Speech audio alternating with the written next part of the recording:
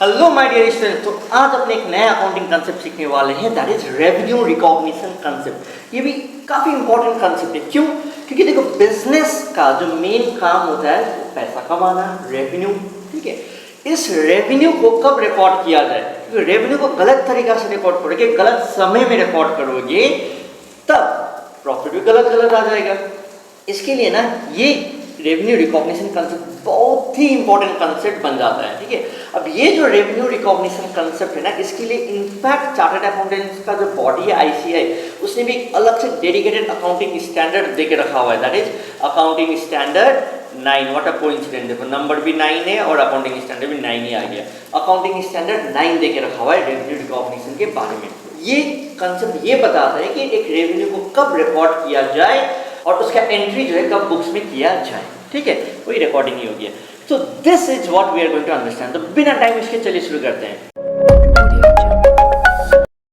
Revenue business में कैसे आते हैं? दो तरीका से मेनली। एक जो गुड्स के साथ जो डील करता है, गुड्स बेच के आता है, या दूसरा जो तरीका है जहाँ से पैसे, जहाँ से आपके जो रेवेन्यूज आ सकते हैं, that is by giving services. जैसे मेरा कोचिंग सेंटर हो गया, कोई रेंट देता है, कोई कमीशन वाला काम करता है, तो ऐसे भी वो लोगों का कमाई होता है।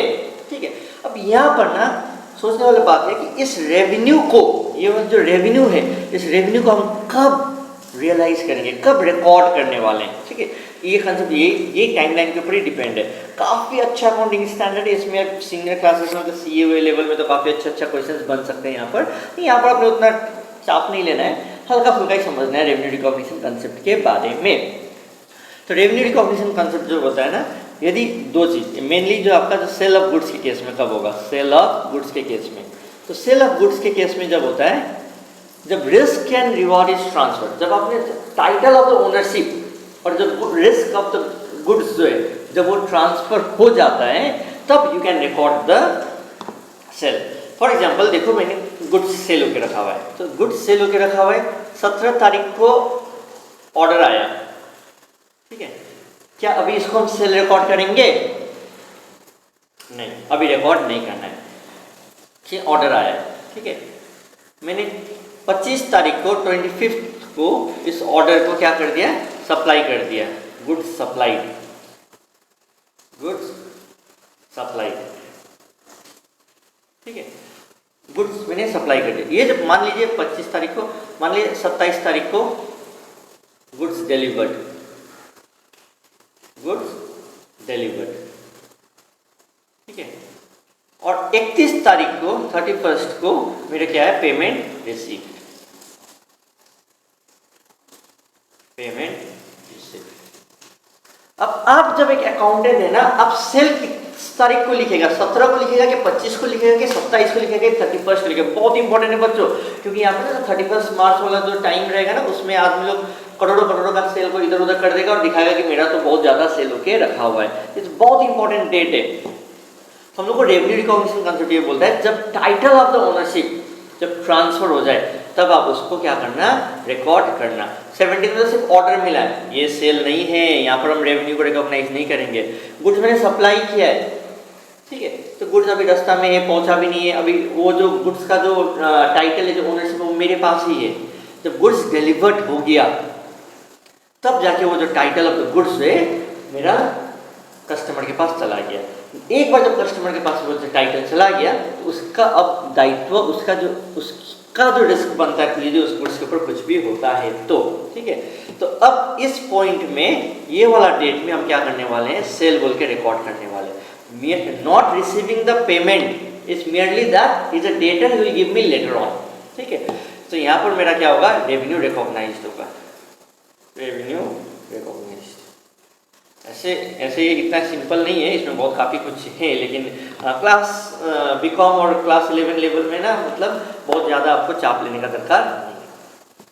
पेमेंट रिसीव किया या नहीं, आपको पहले इसको रिकॉर्ड कर लेना है जब टाइटल ऑफ ओनरशिप ट्रांसफर होता है। और सर्विस सेक्टर में, जहाँ पर कमीशन का काम होता है, जहाँ पर रेंट वाला काम होता है, जहाँ पर इंटरेस्ट वाला काम होता है, ठीक है, उस केसेस में अपने क्या करेंगे, जैसे कि आप specially interest,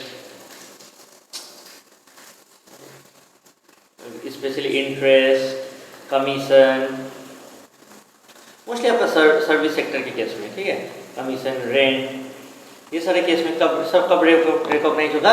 on a time basis, on a time basis, ठीक है। ये बताता है कि मेरे को रेवेन्यू को कब रिकॉर्ड करना है। इसका मतलब मान लो मैंने रेंट में देके रखा हुआ है, आप मेरे को पैसा एडवांस में देते हैं, that is not my income, वो मेरे लिए लाइबिलिटी है, एडवांस में मिल के रखा हुआ है, मेरे को आपको सर्विस प्रोवाइड करना पड़ेगा।